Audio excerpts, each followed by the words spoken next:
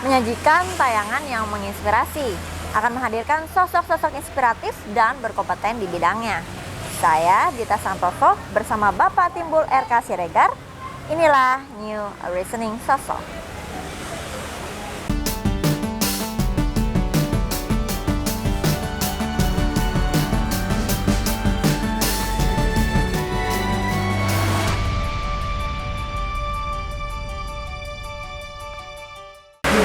Menjabat sebagai Wakil Direktur Samapta Polda Kalteng membuat sosok Bapak Timbul RK Siregar menjadi salah satu dari sekian banyak sosok yang ada di Kalimantan Tengah untuk menginspirasi milenial yang ada di Kalimantan Tengah.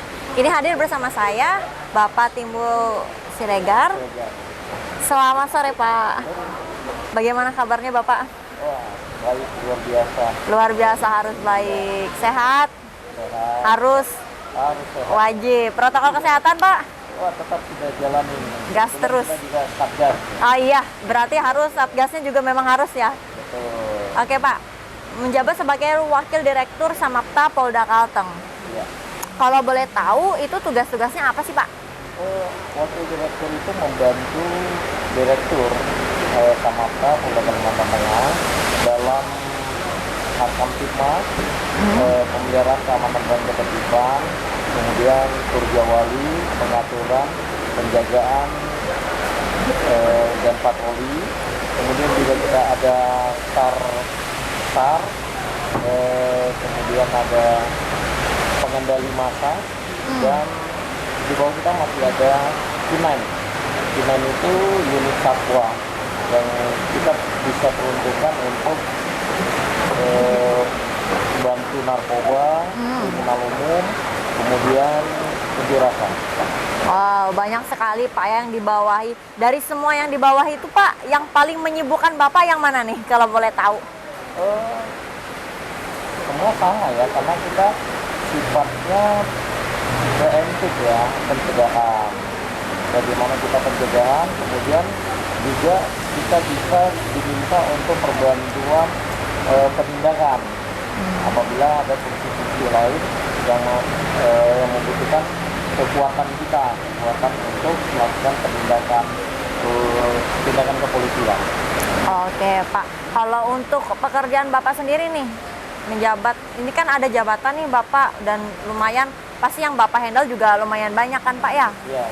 Kira-kira itu sangat memakan waktu atau enggak memakan waktu jam kerja yang sangat banyak sehingga menyita waktu bersama keluarga atau enggak Bapak? Ya kalau dibilang menyita waktu keluarga, dibilang karena kan tugas polisi itu kita 24 jam. Kita kan tidak tahu apa yang terjadi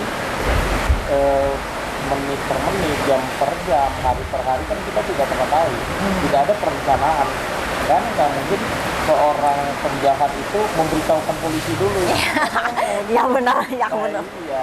Sehingga membuat kita sebagai anggota Samapta itu ya memang harus on call.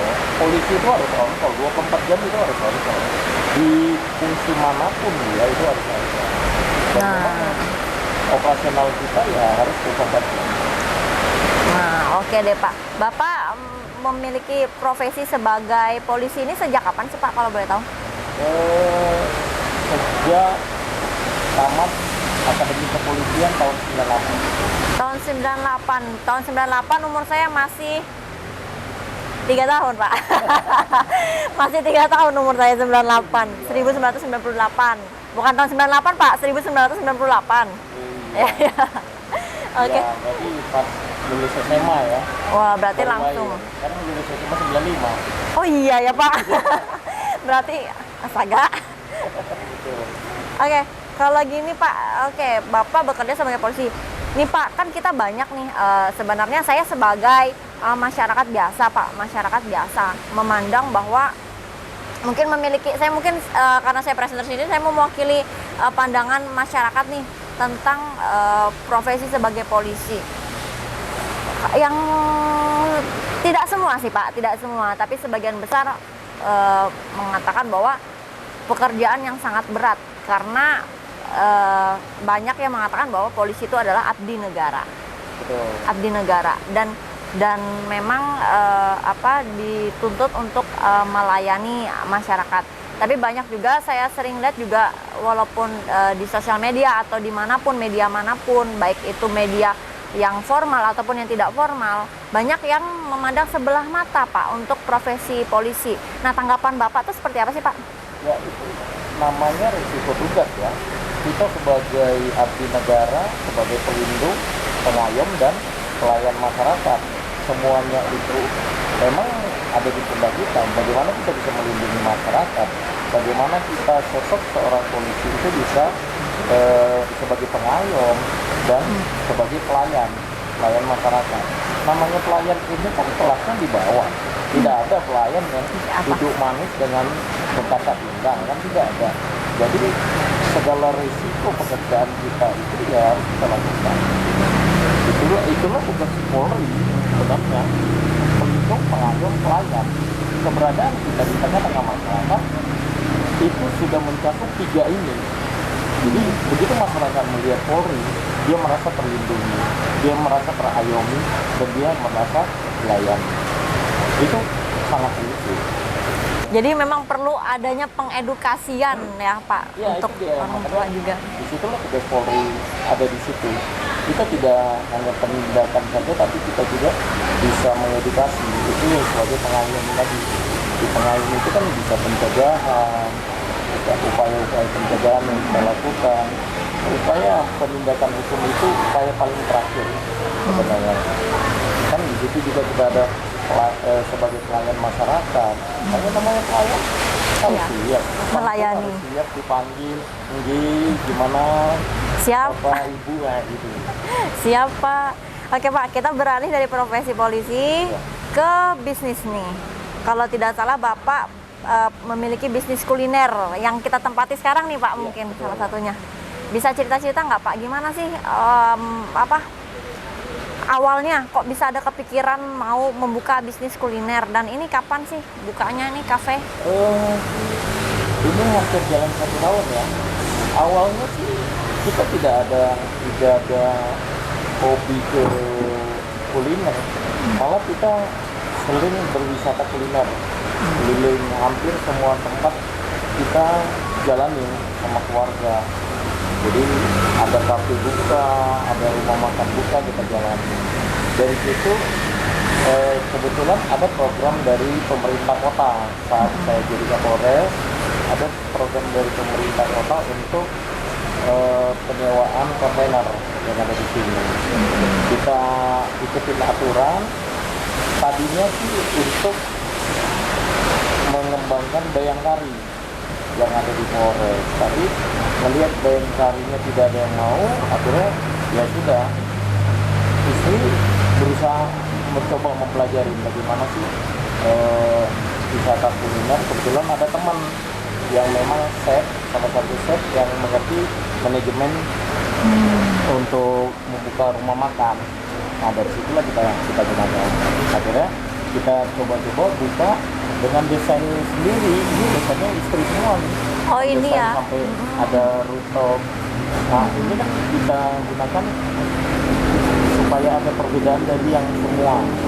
Ya. Kalau kita tidak ada perbedaan, orang tidak penasaran, karena semua sama, itu makanan. Iya. Ada sekitar 70-an kontainer di makanan. Berarti kita harus berani jual makanan dan view. Gitu. Nah, dari situlah istri akhirnya mencoba menggeluti sambil kita selalu konsultasi dengan orang-orang yang ngerti untuk usaha-usaha kuliner. Dari segi visual juga sangat menarik, jadi orang penasaran nih Pak. Jadi kalau di foto, untuk tempat foto-foto juga bagus, karena lain daripada yang lain juga. Betul. Membedakan. Berarti memang usaha kuliner ini juga mendapat support atau bahkan dikerjakan bersama-sama dengan istri Pak ya? Iya, sebenarnya istri yang lola, kita kan ikut tren saja. Jadi dulu saya pernah buka car free night, di mana anak-anak muda mencari tempat untuk nongkrong misalnya, untuk supaya nyaman. Kemudian di kota-kota besar sudah bermain dengan rooftop. banyak tempat-tempat gedung-gedung tinggi itu yang tadinya mungkin helipad dimanfaatkan untuk jadi rooftop. Dari situlah coba Terinspirasi juga. iya, inspirasi dari situ kenapa nggak kita bikin lantai 2 yang atasnya kita jadikan rooftop. Dari situ ya akhirnya banyak anak-anak muda yang datang untuk nongkrong sekedar mungkin sekedar berfoto dengan hanya minuman mineral water. Nah, itu. Oke Pak, mungkin habis ini kita akan jeda dulu Pak. Dari ini kita akan saksikan pesan-pesan dari berikut ini. Tetaplah bersama kami.